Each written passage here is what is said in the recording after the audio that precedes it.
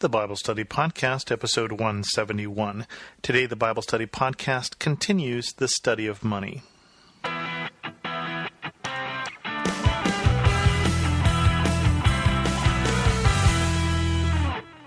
Welcome to the Bible Study Podcast. I'm your host, Chris Christensen. This is part 7 in a study on money. If you have not heard the other 6 parts, they do build one upon the other, so I'd encourage you to go back and listen to those. We're going to start in this particular episode with Luke chapter 12, verses 29 through 34. What we've looked at so far is we've looked at the Bible's perspective on money, the Bible's perspective on being rich, the problem with money, whether being blessed means making more money, all of those sort of things. What we're going to look at today is we're going to look at where our treasure is. And this is probably the most definitive verse dealing with that, or set of verses. And this is how it goes. And do not set your heart on what you will eat or drink. Do not worry about it. For the pagan world runs after all such things, and your Father knows that you need them. But seek His kingdom, and all of these things will be given to you as well. Do not be afraid, little flock, for your Father has been pleased to give you the kingdom. Sell your possessions and give to the poor. Provide purses for yourself that will not wear out, a treasure in heaven that will not be exhausted, where no thief comes near and no moth destroys. For where your treasure is, there your heart will be also. There's a lot of depth in this set of verses, these 5-6 verses here, and so let's look at it a bit. First of all, it deals with worry. Do not set your heart on what you will eat or drink. Do not worry about it. And we talked a little bit about contentment in an earlier episode, so I'm not going to get into that particular theme. But we do spend a lot of time, I don't know about you, but I do spend a lot of time, maybe I should put that in the first person, I do spend some time worrying about money. Now, I left my day job in January, as you know, and as I've talked about in this session on money, and probably my biggest worry right now is, can I make a go of what I'm doing right now as a business, or is this a career break? And so this is a verse that is hard to do, because we need to spend some time thinking about money. We need to spend some time planning and such, but it says, don't be running after such things. In fact, your Father knows what you need. So it says, if we seek His will in situations, if we seek His kingdom, then these other things will be added. So the question is not, as I look at my new career status, or as you look at your life, the question is not, what can I do to make the most money? The question is not, how can I get a good job? The question is, what does God want me to do? What are God's plans for my life? And that's the thing that we should be prayerfully considering. That may not lead to the best job, the best being the one that makes the most money. That may not lead to the prestige job. That may not lead to a lot of things. But what it says is that our Father knows what we need. And so if we're seeking His will, He'll take care of those things when we're focusing on the most important thing. And the most important thing is His kingdom. Now, what does that mean, His kingdom? In a kingdom, you don't vote. I think of the old Monty Python routine. How did you get to be king then? I don't remember voting for you. This is a place where God's rule is preeminent, where God's wishes, where God's word is the law. And so what it says is, if we seek after a place where we are doing what God desires, then God, who knows our desires, will provide for us. Do not be afraid, little flock, for your Father has been pleased to give you the kingdom. There's a passage in Pilgrim's Progress. I don't know if you've read that book. It's one of the most popular books ever written in English, but it's a little hard to read these days. It's written in a 16th century language. But there's a section where Pilgrim, who is making his progress towards the celestial kingdom, towards the celestial city, comes across the muckraker. And the muckraker is somebody who is raking through the muck, through the mire, to try and find something of value. And what he does not see, because he does not look up, is that he is being offered a celestial crown. Because his eyes are focused in the wrong place, he misses a treasure. And so instead, he is always short of something. He is always looking for things and finding things of little value because his focus is wrong. And I think that's what this section is about here. Do not be afraid, little flock. Your Father has been pleased to give you the kingdom. How much greater is that than any treasure that we may be seeking after?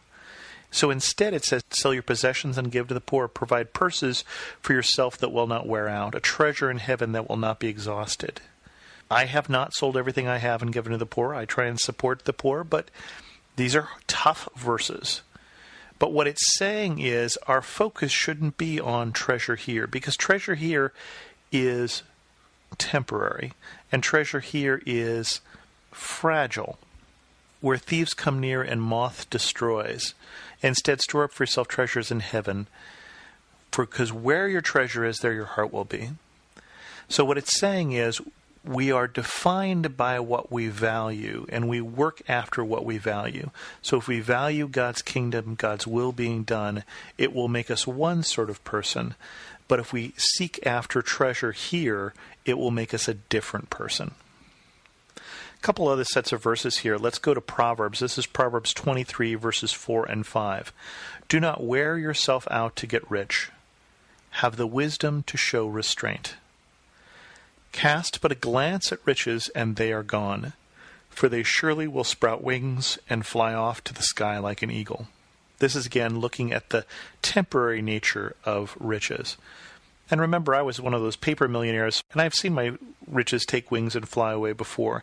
And yet, even when my paper riches went away and the dot-com bubble burst, I knew that I was still a rich person, because all that God had given me, not necessarily materially. What this is reminding us is, don't wear yourself out to get rich. It's not saying don't work hard. It's not saying don't try hard. But what it's saying is show a little restraint. And then lastly, Matthew 16. Matthew 16, verses 24 through 28 says this.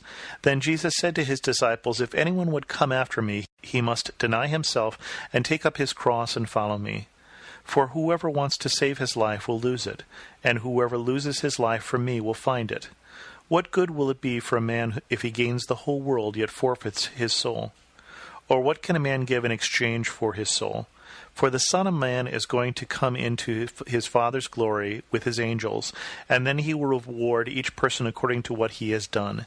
I tell you the truth, some who are standing here will not taste death before they see the Son of Man coming in his kingdom. I'm not sure why we don't use this verse as part of our membership drive at our churches, but it doesn't seem like we do. This is obviously a difficult verse, and think of how strange this verse must have sounded to people who had no idea why Jesus would be talking about a cross. It's strange to us, but stranger to them because they're picturing Jesus who is coming as a conquering king, and he is coming to conquer over sin and death via the cross, which is not what they expected. I don't know if you've seen the movie called A Man for All Seasons, based on the life of Thomas More. Now, Thomas More was an advisor of King Henry VIII and was later executed by Henry VIII because he did not support Henry VIII and his divorce. Well, someone perjured himself, at least in the movie version of this, to give testimony against Thomas More, to say that he had said explicitly something about the king, that he explicitly spoken against the king, when Thomas More instead had not, at least according to, again, to the movie version. And when Thomas faces that accuser, he notices that he's wearing a new badge that symbols that he has been put in charge of portions of Wales. And he quotes this verse and says, "What profits a man that he gains the whole world and loses his soul? But for Wales?" And that's obviously meant to be an amusing portion in the movie. But there is a question here in terms of where, again, is our priority. Is our priority picking up our cross and following Jesus? What does that mean? Is our priority to follow Jesus wherever it leads, whatever the cost? Or are we giving that in exchange for what? And what this verse says is, even if that what is the whole world, we're getting sold short. We're like the people who sold the island of Manhattan for a few beads, at least according to the apocryphal story. We're getting cheated because we don't understand the value of what we have, or we don't understand the value of what we've been given. And so I would encourage you to lay up your treasures in heaven and to spend your life prayerfully considering what God would have you do. I'm going to end this show a little differently. After I stop talking, I'm going to have a song that I wrote called Long-Term Investment that is based on that first verses there from Luke. But for now, we're going to end this episode of the Bible Study Podcast. If you have questions, feel free to send them to host@thebiblestudypodcast or post them as a comment on this episode at thebiblestudypodcast.com. And remember, you can also follow me on Twitter at Chris2X. And thanks so much for listening.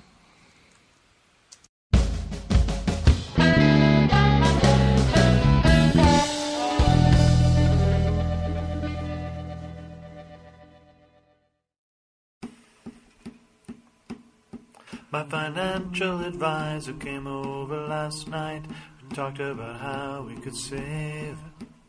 2 kids in college funds, break out the savings bonds, don't forget the 401k. But I've got long-term investments, building up a treasure where the moth and rust won't go. Long-term investments, forget about annuities, banking on eternity. Long-term investments, building up a treasure where the moth and rust won't go. My principal, it is protected. The highest interest is projected. You should know the yield's expected. But it's comforting to know that Jesus saves. An IRA and SEP do not mean the same to me. My 401k could go away, but the love of my Savior is here to stay. I've got my savings account and I'm doing fine, but my hope is in the one who turned water to wine. He is still the greatest. He is still the greatest. He is still the greatest change machine. My financial advisor came over last night. We talked about how we could save. 2 kids in college funds, break out the savings bonds, don't forget the 401k. But I've got long-term investments, building up a treasure where the moth and rust won't go. Long-term investments, forget about annuities, banking on eternity.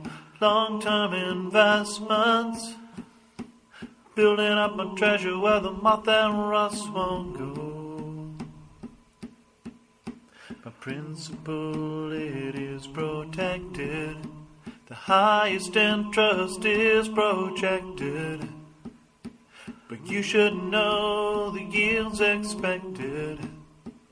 But it's comforting to know that Jesus saves. But it's comforting to know that Jesus saves.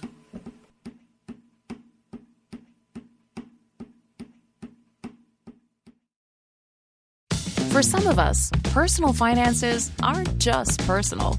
They include loved ones, neighbors, the communities we call home, and the causes we hold in our hearts. At Thrivent, planning your finances is bigger than just money. We help you put your plans into motion and faith into action so you can do more for the ones in your heart. Because sometimes all you need to make a difference is someone to help you make it happen. Thrivent, where money means more. Connect with us at Thrivent.com.